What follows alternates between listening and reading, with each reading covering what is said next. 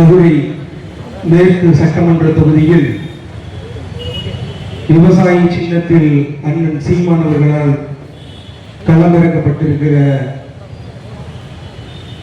தம்பி வழக்கறிஞர் விக்னேஷ்குமார் அவர்களுக்கும் இந்த கூட்டத்தில் பெருந்திரளாக கூடியிருக்கிற நாம் தமிழர் கட்சி உறவுகளுக்கும் பார்வையாளர்களாக நின்றிருக்கிற எங்கள் தாய் தமிழ் உறவுகளுக்கும் அன்பு நிறைந்த வணக்கம்.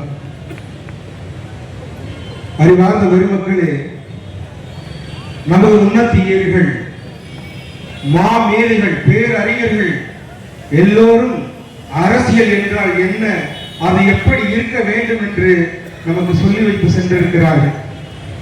அரசியல் என்பது முழுக்க முழுக்க மக்களுக்கான சேவை என்கிறார்கள். அரசியல் என்பது நீங்கள் பேசுகிற ஒவ்வொரு வார்த்தையிலும் இருக்கிறது என்கிறார்கள். அரசியல் வேண்டாம் என்று நீங்கள் விலகி நிற்கலாம், ஆனால் அரசியல் ஒருவரும் உங்களை விட்டு விலகி நிற்காது என்கிறார்கள்.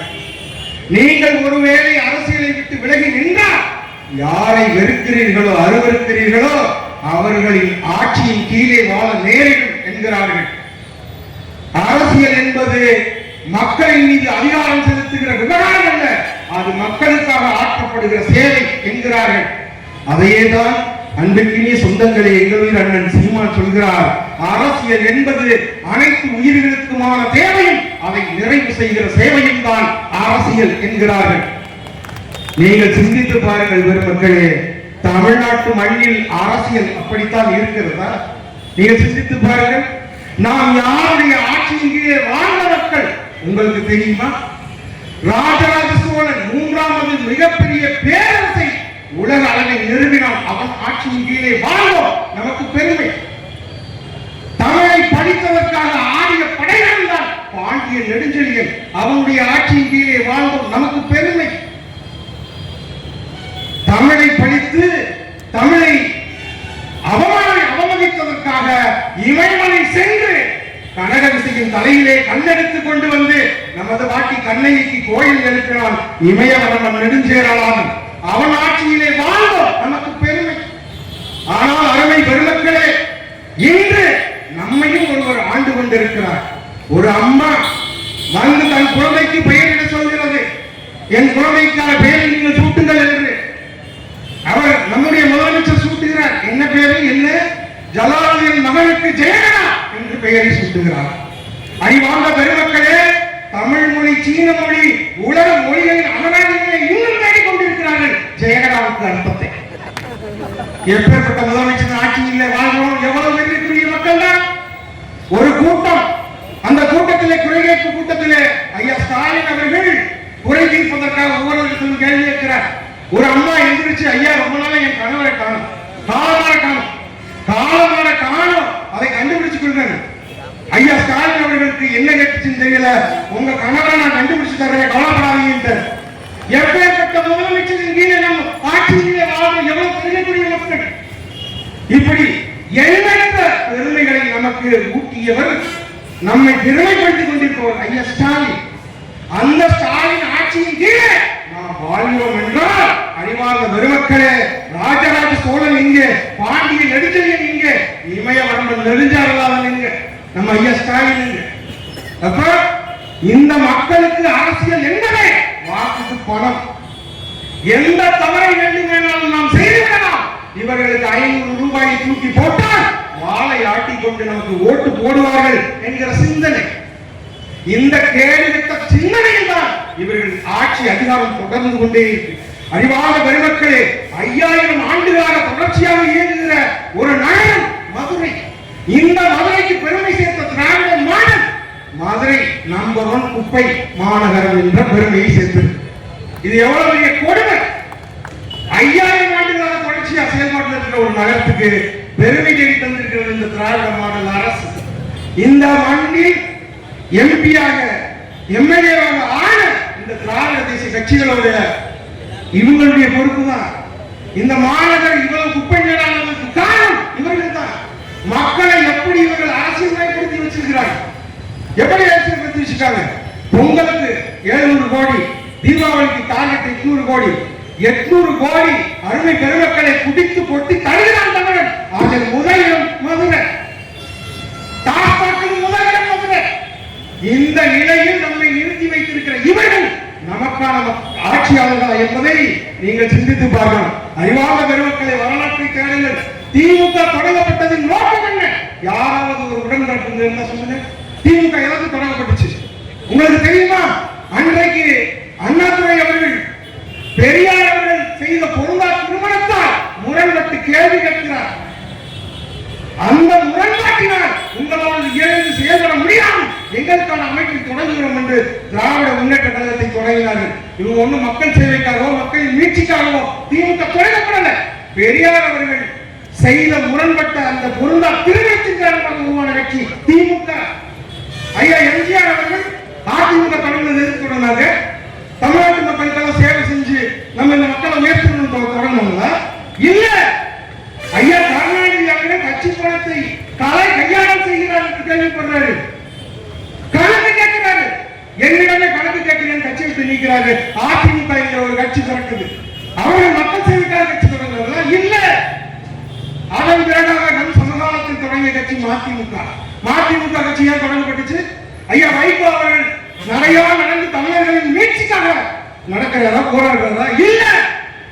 ஐயா கருணாநிதி அவர்கள், ஐயா வைகோ அவர்கள் தன் மகனுக்கு எதிராக வந்து விடுவாரோ என்பதனால் கட்சி விட்டு நீக்கிறார். ஆனால் கருணாநிதிக்கு எதிராக மதிமுக கட்சி தொடங்குது.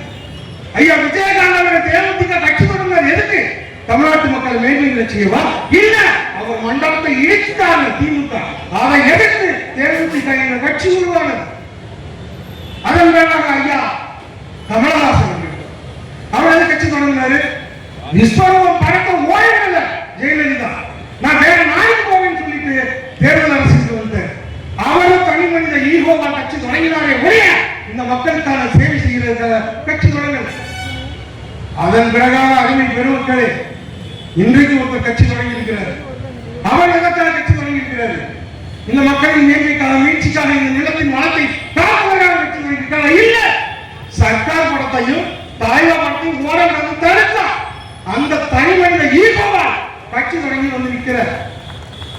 அதான உண்மை. இங்க இருக்கிற திமுக அதிமுக இந்த தேசிய கட்சி திராவிட கட்சிக்காரங்க எப்படின்னா அரசியலுக்கு வந்து கட்டுரையா மாறலாம். தலைமை என்ன சொன்னாலும் கேட்டுக்குவான். ஆனா அந்த தாவக்காரன் வருவதே கட்டுரையா வரலாம். அவனை என்ன பண்ணி செய்யணும்? இந்த சமூக ஒழுங்கையை சீர்கெடுத்து பார்க்கிறான். அறிவார்ந்த பெருமக்களே ஒரு பொண்ணு சொல்லுது. இன்னைக்கு இருக்கிற இந்த வெறி பிடித்த ரசிகர்கள் விஜய்க்கு ஆதரவாக பேசுகிறவர்கள் எங்க அண்ணன் தம்பி ரொம்ப வருத்தமா இருக்கு. அரசியல் அரசியலை விஜய் செய்து கொண்டிருக்கிறார். ஓட்டு கேட்க வீடு வீடா திரும்ப வரமாட்டாரா? நீங்க ஓட்டு போட்ட முதலமைச்சராக கண்டு சொல்ல வருவாரா? எப்படி? இவர்கள் இந்த மக்களுக்கு மீட்பவா? தேவதூதர் அவரு என்ன கொடுமை? ஒரு நடிகர் இன்பத்தை கட்டமைத்து அதன் மூலமாக கூட்டத்தை கூட்டி நான் முதலமைச்சராகி விடுவேன் என்று பேசுகிறார் என்றால் அறிவார்ந்த பெருமக்கள் இந்த மண்ணிலே எண்ணற்ற போராட்டங்கள் செய்வதற்கு மொழிக்காக செத்து போனானே அது எதுக்கு? ஈழத்துல நம் தொகுப்படி உறவுகள் செத்துக்கிட்டு இருக்காங்க என்று போராடி சொன்னாங்க அது எதுக்கு? எண்ணற்ற போராட்டங்களை முன்னெடுத்துக் கொண்டிருக்கிறார்கள் அது எதுக்கு? எல்லாம் வீண போயிடும். இந்த சமூக ஒழுங்கையே தீர்த்து கட்டுகிற வேலையை விஜய் ரசிகர்கள் செய்துகிட்டு இருக்கிறார். இதை கடந்து போக முடியாது, கடந்து போக முடியாது. ஏனென்றால் திமுக அதிமுகவுக்கு இணையான ஆபத்து தாவேகா என்கிற கட்சி. அறிவார்ந்த பெருமக்கள் இதை புரிந்து கொள்ளணும். அவரிடத்திலே போய் தன் அருகில் நடந்து துள்ள துடிக்க செத்த 41 பேரின் மரணத்துக்கு இன்று வரை அவர் துக்கம் அனுசரிக்கல, அதற்காக மன்னிப்பு போடல, அதற்காக வருத்தம் தெரிவிக்கல. நாளை தமிழ்நாட்டு மக்கள் செத்து ஒழித்தாலும் பேசாமதான் இருக்கிறார்.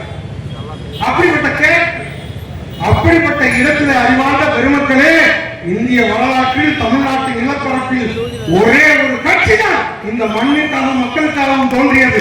2009 இனப்படுகொலை நடந்து கொண்டிருந்த போது எந்த வாக்கை எடுத்து என் இனத்தை அழித்தாயோ அதே வாக்கை ஆயுதமாக எடுத்து என் இனத்துக்கு துரோகம் செய்த திமுக காங்கிரஸை ஒழிப்பேன் என்று எங்கள் அண்ணன் சீமான் கட்சி தொடங்கினார். எல்லா கட்சியும் தொடங்குவதற்கு தனிமனித ஈகோ காரணம். அண்ணன் சீமான் கட்சி தொடங்கியதற்கு எங்கள் இனத்தின் ஈகோ காரணம். நாங்கள் ஒரு நாள் உரிமையாக இந்த திராவிட கட்சியும் தேசிய கட்சி பேர் இது உறுதி. எங்களை கேட்கிறானே, எங்க மேல அக்கறை இருக்க மாதிரி கேட்கிறான். நீங்க கூட்டணி சேர மாட்டீங்க, நீங்க சாதி வாக்கு சீட்டு கொடுக்க மாட்டீங்க, ஓட்டுக்கு பணம் தர மாட்டீங்க, எப்படி நீங்க ஜெயிப்பீங்க? டெபாசிட் வாங்குவீங்களா? தோத்துக்கிட்டே இருக்கீங்களே. இப்போ கேட்கலாம், அறிவாளி பெருமக்களை நாங்கள் தோற்றுக்கொண்டே இருக்கிறோம். ஆனால் உண்மையான அரசியல் எது என்று கற்றுக்கொண்டு கொண்டே இருக்கும் அந்த மண்ணுக்கு. நாம் கட்சி வந்ததுக்கு பிறகாக இந்த மேடை அமைப்பு மாறிடுச்சு, வாழ்ந்த ஒளிர கோஷம் நின்றுச்சு, வேட்டு வெடிக்கிற கலாச்சாரம் நின்றுச்சு. இந்த மண்ணில் அரசியலை தலையிலாக உயர்த்தி கொண்டிருக்கிறது நாம் கட்சி. எங்களை உற்று கவனிப்பவர்களுக்கு புரியுது, நாங்கள் போட்டுக்கொண்டே இருக்கிறோம். ஆனால் இந்த மண்ணில் சரியான அரசியலை வெல்ல வைத்துக் கொண்டே இருப்போம். அடுத்தடுத்த தலைமுறைக்கு கடத்தி கொண்டே இருப்போம். நாங்கள் வெல்வோம். அறிவார்ந்த பெருமக்களை, இயற்கையின் விதி என்ன தெரியுமா? மேலே இருப்பவன் கீழே வருவான், கீழே இருப்பவன் மேலே போவான். இதுதான் இயற்கையின் விதி. இன்றைக்கு மேலே இருக்கிற திமுக கீழே வரும், கீழே இருக்கிற நாம் தமிழர் கட்சி ஒரு நாள் மேலே வரும். இது இயற்கையின் விதி. நீங்கள் நம்புங்க நம்பாம போங்க, அதை பற்றி எங்கள் கவலை இல்லை. எங்கள் கடன் இந்த இனத்திற்கு பரிசு கிடைப்பதே என்ற நோக்கத்தோடு இந்த மண்ணில் நிற்கிறோம். எல்லாரும் கூட்டணி போடுறோம், நீங்க ஏன் கூட்டணி போட மாட்டீங்க? அண்ணன் கிட்ட கேட்கிறேன், எங்க கிட்டையும் கேட்கிறேன். உங்களுக்கு ஒன்று சொல்லட்டுமா? ஒரு ஊர்ல அந்த ஊர்ல இருக்க எல்லாத்தையும் கொள்ளையடிக்கிறதுக்கு தான் சின்ன திருடன், பெரிய திருடன், நல்ல திருடன் எல்லா திருடனும் கூட்டணி போட்டு வருவான். ஆனால் பெருமக்களே, ஊரை காவல் காக்கிற கருப்பசாமியாக, எல்லைக்கு ஒதுக்குறமாக, அருவாளும் வேறுபடும் தனியாக கருப்பசாமி நிற்பது போல எங்களை சீமானிக்கிறோம். நாங்கள் இந்த ஊரை காப்பாற்றணும் நினைக்கிறோம். மழை களவாண்டு போகுது, யாருக்கு கவலை இருக்கு? மண்ணை களவாண்டு போறான், யாருக்கு கவலை இருக்கு? கன்னியாகுமரி மாவட்டத்தில் அத்தனை மழையை உடைக்கு தகட்டு மண்ணா மாற்றி கேரளா கொண்டு போறோம், யார் கவலைப்படுறீங்க? அந்த கவலை உங்களின் சார்பாக நாம் தமிழர் கட்சி பிள்ளைகள் எங்களுக்கு தான் அந்த கவலை இருக்கு. அதனால்தான் அருமை பெருமக்களே, எங்கள் அரசியல் என்பது அனைத்து உயிர்களுக்குமானது. உங்களால் உருவாக்க முடியாத மழையை உடைப்பதற்கு உங்களுக்கு யார் அனுமதி கொடுத்தது? இந்த கேள்வியை கேட்கணும்.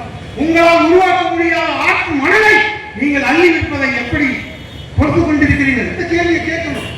எண்ணற்ற துயர துன்பங்களை மட்டுமே பரிசாக கொடுத்த திமுக அதிமுக கட்சிக்கு ஓட்டு புரியல. எப்படி சாமி நம்மால் நின்னுட்டார், நம்மால் முன்னாரு, நம்மால் என்ன செஞ்சாரு? இந்த கேள்வியை கேட்கணும்.